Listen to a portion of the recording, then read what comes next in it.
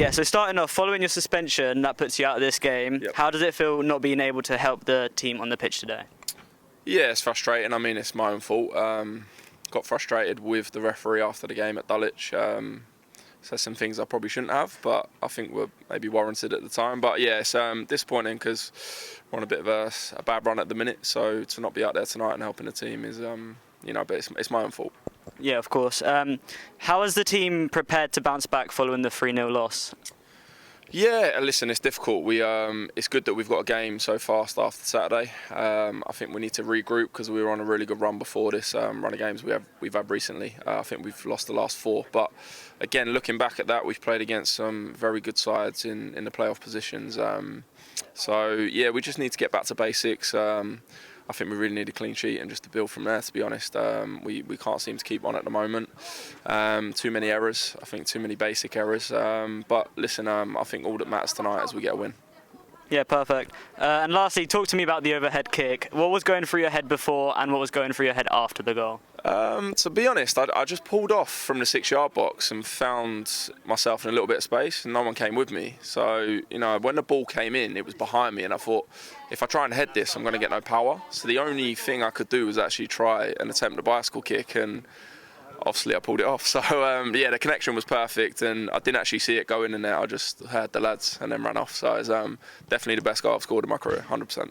Perfect. Thanks for your time. No worries. Thank you very much. Appreciate it. Thank you. Cheers. Good evening and welcome back to the enclosed ground. The Hawks will be hoping to relaunch a run of good form into the end of the season, especially after the sour taste of a 3-0 loss to Cray Wanderers will be lingering on their palate. However, this evening presents quite the opportunity as they face Cheshunt, whose fortunes in fixtures have been much the same as of recent. Both teams with losses in their last 4 will be keen to get a leg up. Something the Hawks can hold on to is that despite the missing results, the goals are still prevalent, scoring 6 in the last 4, whereas their opponents have only converted 1 of the last 4 and failed to find the net in the last 3. An interesting fixture indeed. We have a new but familiar voice in the gantry this evening to provide insight, a man who has helped shape the Whitehawk media into what it is now, Junior Paradot. Hello, sir. Good evening. How are you doing? Not too shabby, not too shabby. That was a great introduction. I appreciate it. Yeah, looking forward to being up here this evening with you, and it should be a good game. Hopefully the boys can bounce back after a tough result on Saturday. A few changes as well. I'll just run us through the team. 3 changes, in fact, to the starting lineup. Grant Hall's suspension comes into effect after 2 yellows at Dulwich. Fellow centre-back Nathan Cooper also misses out through injury, with J. Emmanuel Thomas dropping to the bench. In comes Florian Castrati at left-back, Captain Robbo Taut centre-back, and Charlie Harris in midfield. And then on the bench, Archie McGonigal returns to the squad, having been with the first team earlier in the season. And there's also a spot on the bench for Whitehawk's new signing, Mustafa Minte, who is a brother of Brighton's Jan Kuba. Yeah, a bit of a signing that. Seems to be collecting siblings at Whitehawk FC. Absolutely, yeah. I did hear sibling FC rattling round today.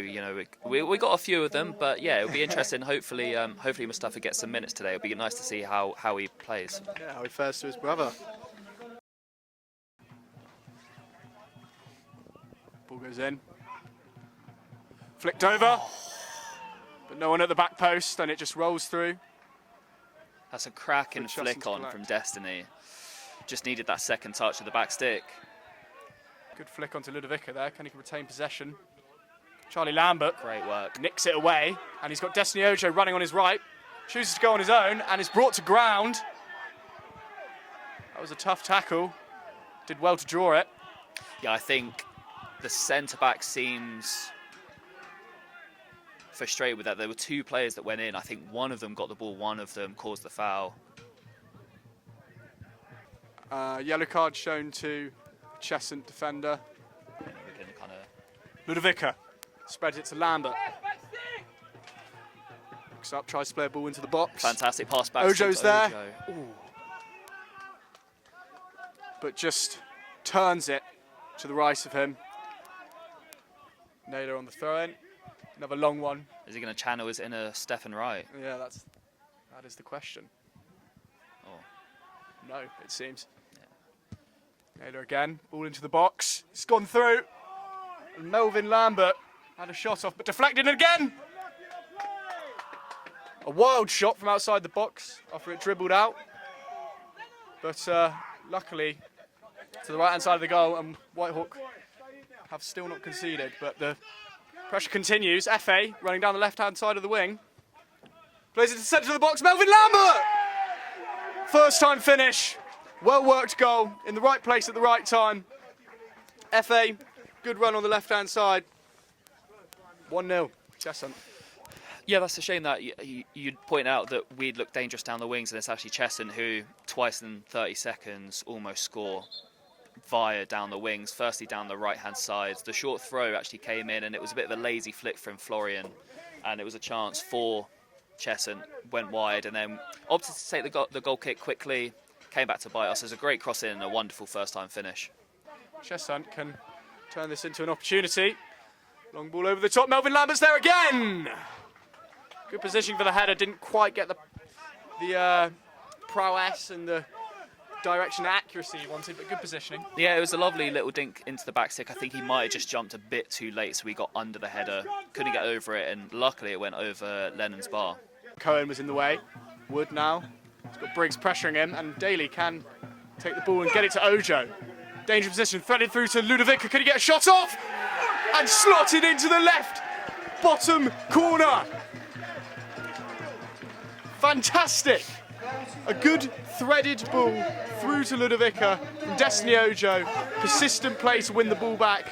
That's a clinical finish, absolutely clinical. Great work from Jolie and Briggs in the middle, then to Destiny to find that pass to Harry, who he looked close to being offside, but clearly was on, and that is a striker's finish. Harry's 8th of the season, and it brings us level with 10 minutes to go. Tactics. That's the market. Yeah. Effa again on the left-hand side, plays the ball over to Melvin Lambert, and that is a repeat of what we've seen in the first half. These two linking up from the left-hand side, and Melvin Lambert was in the right place, right time, and converted it. Yeah, that's a killer blow right before the break, just a couple minutes before we head into the half-time. And again, it felt like both times Cheshunt scored, we had momentum. So it feels like a killer blow, but those two linking up again, potentially Florian's naivety at left-back showing where it was maybe his position that kind of led to the goal. But look, it's a striker's finish. SA's done brilliant down the left to get his second assist of the game, and we're chasing once again. Steph right with a long throw, and Ludovica flicks on. Harris is there. Tries it on the volley. Didn't quite have the balance, I don't think, to put it towards the net. Yeah, better than his chance earlier in the half, but the same sort of output, just not getting his foot around the ball and ends up slicing away from the Cheshunt goal. Harris wins the head, back to Daly. And Daly floats the ball over. That's Ojo can chase. Oh, Destiny. Oh, And he goes for the dink, but too much. And straight into the stands behind. Frustrating chance that it actually looked like he'd overhit the ball. I think it was from, was it Joel or Harris? But I thought the keeper was going to come collect it. He didn't. Destiny got there, went for the lob, got too much on it.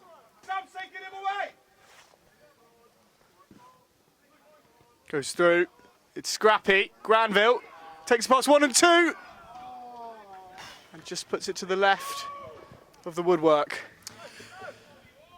That was a scrappy and I think fortunate escape for Whitehawk there. No recipient. Yeah, absolutely. It's a shame because he'd done really well there, Harry, to win that. Steph Wright tries again. Harry's chasing! And puts it towards the keeper. He's moving while he took the header. Did well, keeper was in the right place, and unfortunately didn't meet the net. A couple Cheshunt shirts catching up. He's got Jay at the far stick. He's still going. Takes the shot on, and it's floated through to Destiny Ojo, who doesn't seem to know what to do with his body.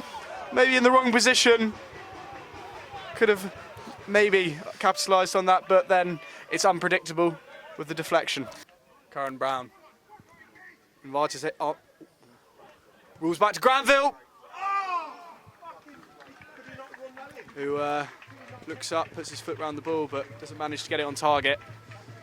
Yeah, inches away from his 8th league goal of the season there. You can see why he's got so many goals and why he is Cheshunt's top scorer. He is popping up in those positions, and even though he's kind of playing a deeper role, the guy's got an engine, I'll give him that. Storming through, doesn't it? Absolutely. Fake Coty. Great Slips the ball ball. through O'Toole. Take a It's touch. back out wide. Steph Wright standing up as man. Goes Daly. Into the box, Lambert. Tries to launch a header at it. And bounced into Azaze's hands. Yeah, Lodovica was battling two centre-backs. They just couldn't get that crucial touch, unfortunately. But better from Whitehawk, as they will now see the clock is ticking down and they are running out of time. There seems to be some urgency now coming out in the boys. War. Back out to Granville. Granville's made it past his man. Can he get into the 6-yard box? It goes in! And at the back post, Wood was primed and ready to slot that into the net. An unfortunate sequence of events for the Whitehawk boys. That makes it 3-1 to Cheshunt. Clinical from Cheshunt, and their captain leading by example. We've seen him kind of break into the box late all game, and you've seen him do it there. The tenacity to beat his man, get to the byline and drill a teasing cross that any touch would have ended up in the back of the net. And it's Woods that has given his side probably an impenetrable 2-goal lead. And that is full time down here at the enclosed ground. An entertaining game, nonetheless. The result, not quite so fortunate for the Whitehawk boys. 3-1 defeat. Ludovica with a excellent finish in the first half to equalise. But the quality from the left wing and the flanks from Cheshunt has really trumped what Whitehawk had going on in the defence. Junior? I felt like it was, I think, 3-1 flattest Cheshunt.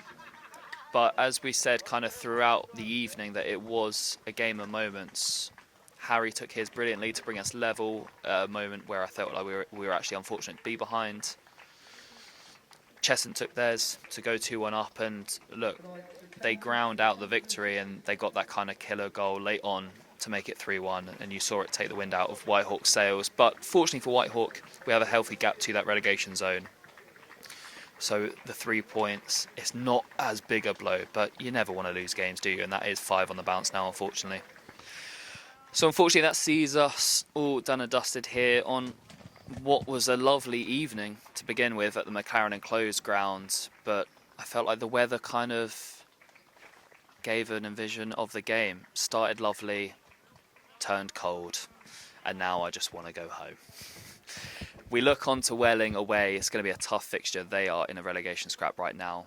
Sean on the side looking to right some wrongs, and that's 5 defeats in a row.